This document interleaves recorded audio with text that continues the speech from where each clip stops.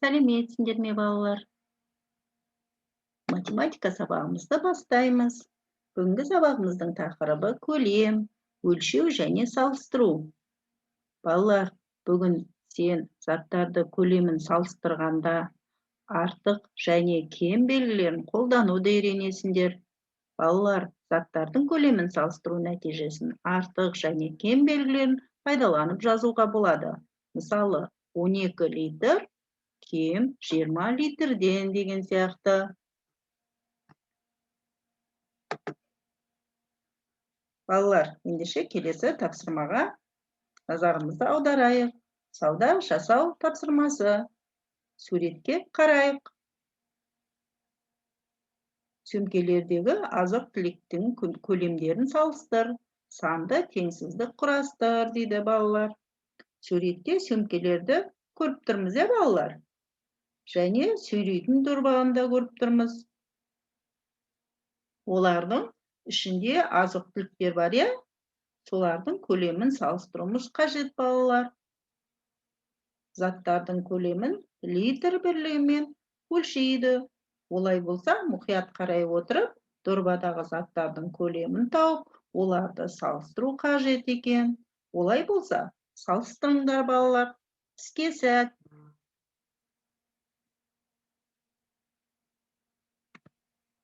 Келесі шығарып көр тапсырмасы. Бір аквариумге 20 литр, ал екіншісіне 20 литр су сияды. Қай аквариумдегі судың көлемі артық, қаншаға артық? Санды теңсіздік құрастыр. Сен неше теңсіздік құрастыра алдың, дейді балалар. Қанеке ойланып көрейікші.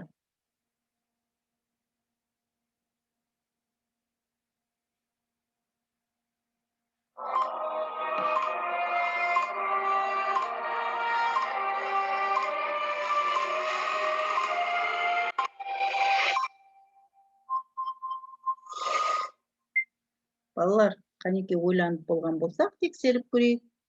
Балалар, біз суретке мұқият қарай отырып, олардың бізде берілген екі аквариумның қайсысының көлемі үлкен, қайсысының көлемі кішкентай екенін аңғаруға болады. Біріншісі аквариумымыз үлкен, екіншісі кішкентайлау, демек сонда бізде үлкен аквариум ол 30 литрлік, ал екінші аквариум болса ол 20 литрлік болады. Демек біз 20 литр кем 30 литрден деп теңсіздік құрастырсақ болады. Немесе 30 литр 20 литрден артық деп құрастырсақ болады екен.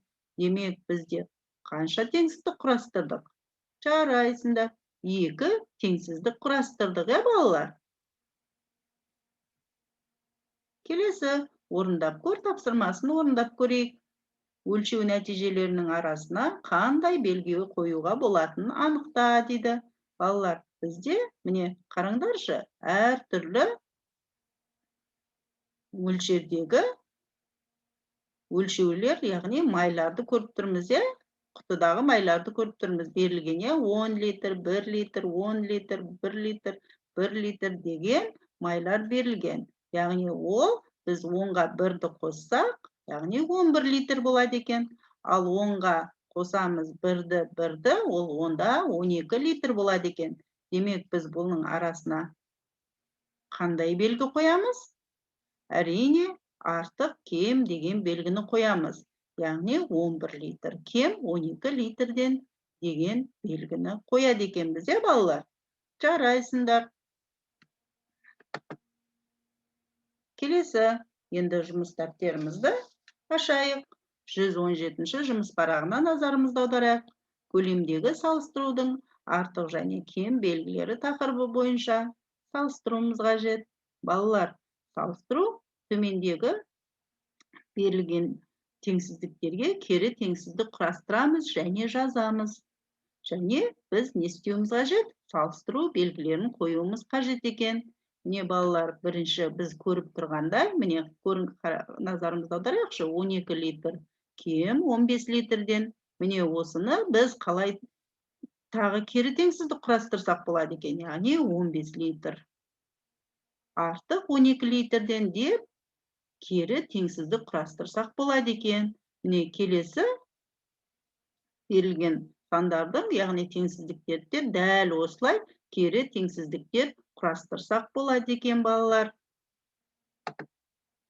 Келесі тапсырма шай және компот.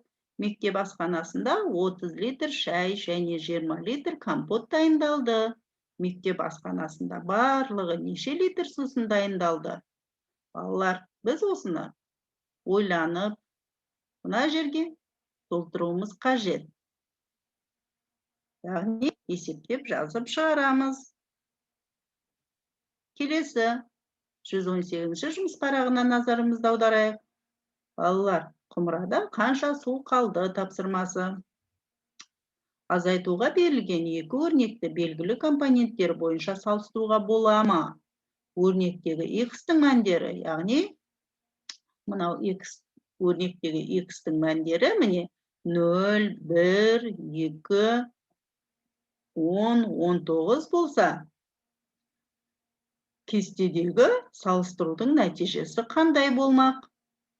Демек, біз мына жерге дәл міне көрсетілгендей етіп не істеуіміз қажет екен?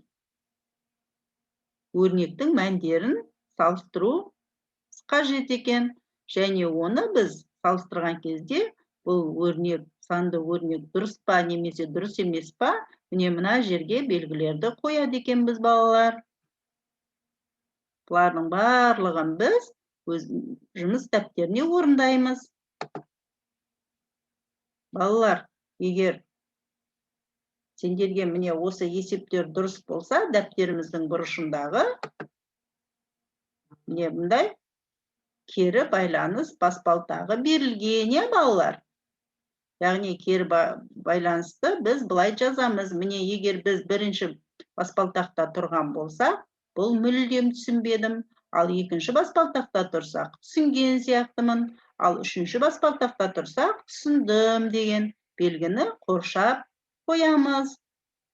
Балалар, егер сендер түсінген сияқтымын деген екінші баспалтақта, немесе мүлдем түсінбедім деген бірінші баспалтақта болсаңдар, сабақты басынан бастап қайталап көріп шығуларыңа болады.